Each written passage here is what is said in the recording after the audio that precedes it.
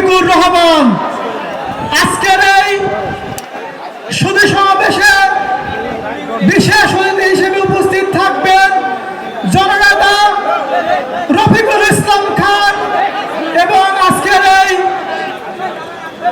সুধী সমাবেশে যিনি সভাপতিত্ব করবেন অধ্যাপক আবু তালেব মন্ডল, উপস্থিত জামাত ইসলামের অন্যান্য নেতৃবৃন্দ, সাংবাদিক ভাইরা এবং শহীদ এবং আহত আজকে আমাদের অতিথিবৃন্দ এবং সামনে উপবিষ্ট আমার তাওহীদি জামাত ইসলামের জনতা, আপনাদের প্রতি সালাম। আসসালামু আলাইকুম ওয়া রাহমাতুল্লাহ।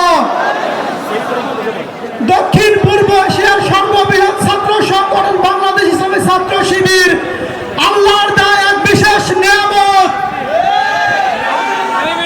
ছাত্র শিবির এদেশের মানুষের আশা আকাঙ্ক্ষার নানা সময় নানা প্রতিকূল পরিবেশে তারা কাজ করেছে। ছাত্র সমাজকে বাদ দিয়ে এই বাংলাদেশকে গঠন করা কখনো সম্ভব হয়নি। আমরা বলতে চাই, জুলাই বিপ্লবের মাধ্যম দিয়ে বাংলাদেশ যে নতুন ভাবে বিজয় লাভ করেছে, এই বিপ্লবের সাথে ছাত্র শিবির ছাত্র জনতার সাথে সহযোগিতা করে তারা এই বাংলাদেশকে স্বাধীন করেছে। সুতরাং আমরা এই জনতাকে বলতে চাই, ছাত্র শিবির কোন রক্তচক্ষুকে ভয় করে না। ছাত্র শিবির এদেশের মানুষের সার্বিক সহযোগিতায় ব্যস্ত। ছাত্র শিবির কে বাদ দিয়ে এই বাংলাদেশে নতুন করে চিন্তা করার সুযোগ নেই। আমরা বলতে চাই, প্রিয় সুধী সমাবেশের ভাইরা, আমরা একটি বাংলাদেশ গঠন করতে চাই যে বাংলাদেশটা বৈষম্য বিরোধী। আমরা এই বাংলাদেশকে একটি আদর্শ বাংলাদেশ হিসেবে গড়ে তুলতে চাই। আপনারা হলেন সেই বাংলাদেশ গঠনের জন্য ছাত্র শিবিরের মূল হাতিয়ার। আজকে আমাদের বিরুদ্ধে অনেক অপপ্রচার রয়েছে।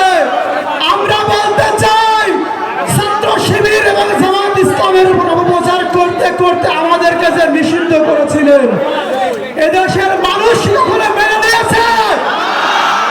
আর কি কখনো মানার সুযোগ আছে?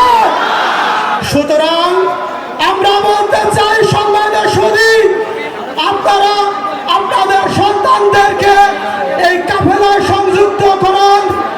আমাদের এই ছাত্র শিবিরের পতাকা তলে আপনারা এসে ছায়া গ্রহণ করুন।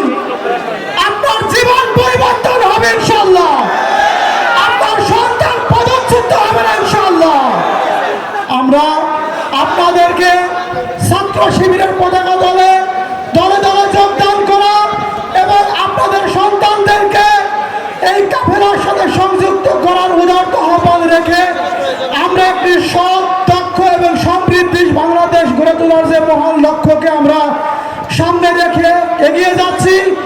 এই অগ্রযাত্রাকে আপনারা আরো বেশি অগ্রসর হওয়ার জন্য আপনারা আমাদেরকে সহযোগিতা করবেন ইনশাআল্লাহ। আপনাদের সবার প্রতি দোয়া রেখে আমি আমার কথা এখানে শেষ করছি। আসসালামু আলাইকুম ওয়া রাহমাতুল্লাহ।